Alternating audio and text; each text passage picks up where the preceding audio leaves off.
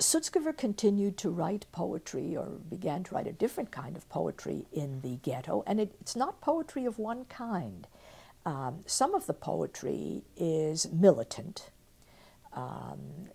so that he writes that if you allow yourself to be reduced just to a cipher, he writes to the Jewish people, then, you know, I have no use for you. In other words, poems trying to generate a sense of confidence in the Jews, no matter what is happening to them, and a sense of their own moral strength that they have to preserve.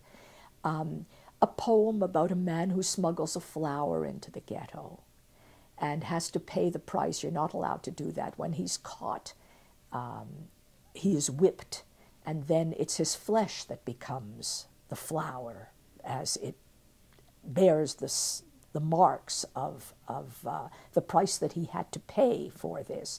So small acts of heroism become very important to him. The large which is now embedded in the small, that is to say, the heroism which is embedded in very small acts, the greatness of the Jews, which is perceptible only in the smallest ways. And then a poem like his most famous poem, I think, of the ghetto years, which was turned into a song, right? Unter deine weiße Stern streckt zu mir dein weiße Hand. Meine Wärter seinen Tränen willen ruhen in dein Hand. There it really seems like a prayer of a new kind to, yes,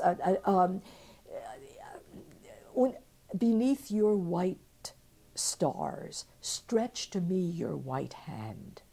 My words are tears which wish to rest in your hand. And then he describes the person who is running through all the ghetto byways and cellars. But as he runs through these cellars, he then still sings this song, and then the opening lines are repeated at the end as the refrain. Under your white stars, stretch to me your white hand. One can see why that would have become a kind of almost a hymn within the context of the Vilna ghetto.